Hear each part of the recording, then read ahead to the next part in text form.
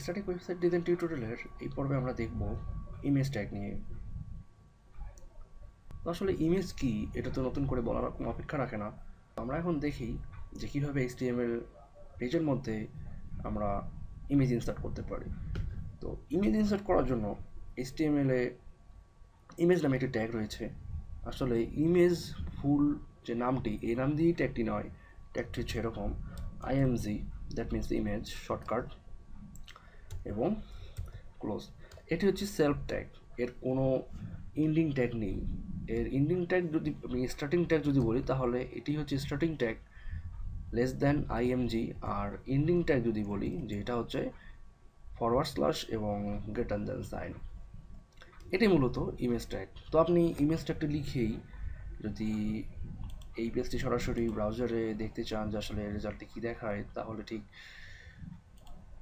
দেখতে পারবেন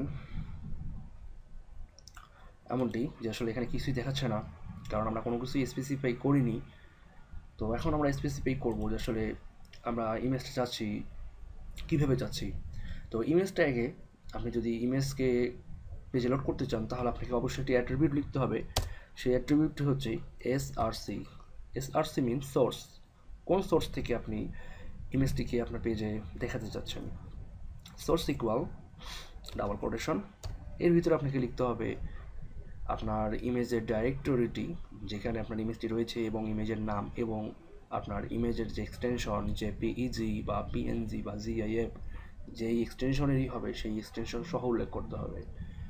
তো আমরা আমাদের ডিরেক্টরিতে পেঙ্গুইন নামে একটি ইমেজ সেভ করে রেখেছি, সেই নামটি আমরা এখানে লিখব পেঙ্গুইন ডট JPG। আমরা জানি আমাদের ওয়েবসাইটের বা আমাদের ডিরেক্টরিতে যে ইমেজটি রয়েছে সেই ইমেজটির ফাইল এক্সটেনশন হচ্ছে JPG। তো আমরা এটাকে সেভ করি। এখন আমরা ব্রাউজারে যে ব্রাউজারকে রিফ্রেশ করি তো দেখতে পারবো যে আমাদের এখন ইমেজটা এখানে দেখাচ্ছে। তো এটি মূলত HTML এর ইমেজ ট্যাগ। এইভাবে আমরা ট্যাগকে HTML পেজে ইনসার্ট করতে পারি। তো এখানে আরও কিছু কাজ রয়েছে যেগুলো আমি আপনাকে এখন দেখাবো। তো ইমেজ ট্যাগের সঙ্গে আরও অনেকগুলো অ্যাট্রিবিউট ইউজ করা যায়, তার মধ্যে ইম্পর্টেন্স একটি অ্যাট্রিবিউট হচ্ছে অল ট্যাগ বা অল্ট অ্যাট্রিবিউট, ALT, অল্ট বা alternative. ALT means alternative text. এখন অল্টারনেটিভ টেক্সট কী হতে পারে, আমি এখানে আমার ইমেজের যে নামটি সেটাই লিখিয়ে দিলাম, যে আসলে অল্টারনেটিভ টেক্সটের কাজটা কী হবে। এর কাজ হচ্ছে দুটি। যদি সাপোজ আপনার যদি কখনও এই ইমেজটি ডিরেক্টরি থেকে ডিলিট হয়ে যায় তাহলে সেই অল্টারের মধ্যে যে টেক্সটটি দেখাবে, তাহলে যে অল্টারের মধ্যে যে টেক্সটটি থাকবে সেই টেক্সটটি আপনার ব্রাউজারে দেখাবে। তো আমরা প্রথমত অল্টার টেক্সট সহ আমরা আমাদের পেজটি রিফ্রেশ করি, দেখেন এখানে কোনো চেঞ্জ নেই, আগের অবস্থানেই দেখাচ্ছে। এখন যদি আমরা সাপোজ যদি আমাদের ইমেজটিকে এখানে ফাইল ফরম্যাট সহ এইভাবে রেখে দিই তাহলে এখানে আপনি চেঞ্জ দেখতে পারবেন। হচ্ছে দেখুন এখানে এই অবস্থা এখানে দেখাচ্ছে এটাকে।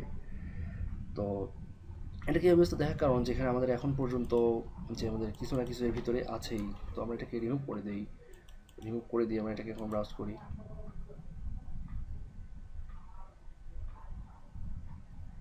সরি, এখানে সম্ভবত কোনো একটা কিছু ভুল হচ্ছে যে কারণে এটি এখানে প্রদর্শন করছে না। যাই হোক, এই অল্টারটা একটির কাজ হচ্ছে এরকম যে আপনি যদি কখনও আপনার ডিরেক্টরি থেকে ইমেজটি ডিলিট করে ফেলেন তাহলে সেই ইমেজটির পরিবর্তে আপনার এই পেঙ্গুইন লেখাটি উঠবে। এটি সম্ভবত এমন কোনো প্রবলেম যে হয়তো বা আমার এখানে আমি লোকাল হোস্টে টিউটোরিয়ালটি তৈরি করছি সেই জন্য হয়তো বা এখানে দেখাচ্ছে না, বা অন্য কোনো কারণ হতে পারে। যাই হোক, আমি বলতে পারছি না সেটি। তো এক নম্বর কারণ হচ্ছে এইটি যে আপনার ইমেজের যদি কখনো পাথ থেকে বা ইমেজের ডিরেক্টরি থেকে ইমেজটি ডিলিট হয়ে যায় তাহলে সেই অল্টার টেক্সটটি সেই জায়গা অনুযায়ী দেখাবে। এবং আরেকটি কাজ হচ্ছে সার্চ ইঞ্জিন অপটিমাইজেশনের জন্য। যখন আপনার পেজকে সার্চ ইঞ্জিন অপটিমাইজেশন করা হবে, সার্চ ইঞ্জিন রোবট আপনার এই পেজ ইমেজটিকে যখন ইন্ডেক্স করবে তখন আপনার এই অল্টার ট্যাগকে টার্গেট করে সে এটিকে ইন্ডেক্স করবে। আপনার যদি এখানে কখনো অল্টার ট্যাগ দেওয়া না থাকে তাহলে আপনার এই ওয়েবসাইটটি তো ইন্ডেক্স হবেই না, এবং আপনার এই এবং আপনার সাথে আপনার এই ইমেজটিকেও ইন্ডেক্স করা পসিবল হবে না। এখানে একটি জিনিস খেয়াল করে রাখবেন, যখন অল্টার টেক্সট আপনি কিছু লিখে রাখবেন তাহলে এই অল্টার টেক্সটের কিওয়ার্ডটি, এটা হচ্ছে কিওয়ার্ড দিয়ে যদি কেউ কখনো সার্চ করে এবং সেই সার্চটি যদি আপনার এই রিলেভেন্ট কিওয়ার্ডই হয়, তাহলে হয়তো বা আপনার ইমেজটির জন্য আপনার এই ওয়েবসাইটটিকে কেউ খুঁজে পাবে। তো এটি মূলত আসলে সার্চ ইঞ্জিন অপটিমাইজেশনের অল্টার ট্যাগ ইউজ করার গুরুত্ব। তো এখানে আমরা আরও কিছু অ্যাট্রিবিউট দেখি, যেমন আমরা এখানে চাচ্ছি যে আমাদের ইমেজটি যে সাইজে আছে তার থেকে আমরা ওয়াইড এবং হাইট বাড়াই দিব। তো আমরা সাপোজ চাচ্ছি যে আমাদের ইমেজটির ওয়াইড হবে, এটা হচ্ছে ওয়াইড অ্যাট্রিবিউট, আমরা এটার অ্যাট্রিবিউট দিতে চাচ্ছি সাপোজ মনে করেন এখানে 250 পিক্সেল ওয়াইড।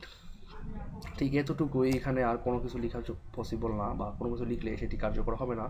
এবং হাইট লিখে নেই, HEIGST হাইট, অবশ্যই খেয়াল রাখবেন বানানোর দিকে। হাইট সাপোজ মনে করেন 200 পিক্সেল দিয়ে সেভ করলাম। সেভ করে এখন আমি আমার ব্রাউজার রিফ্রেশ করি, দেখুন এটা কি আমাদের ইমেজটি এখন বড় আকারে দেখাচ্ছে। এখানে আপনি যত বড় খুশি ইমেজটির সাইজ নির্ধারণ করতে পারেন আপনার প্রয়োজন অনুযায়ী, তবে অবশ্যই খেয়াল রাখবেন আপনার অ্যাকচুয়াল ইমেজের যে সাইজ, আমার এই অ্যাকচুয়াল ইমেজটির সাইজ হচ্ছে 150 পিক্সেল বাই 150 পিক্সেল ওয়াইড এবং হাইট।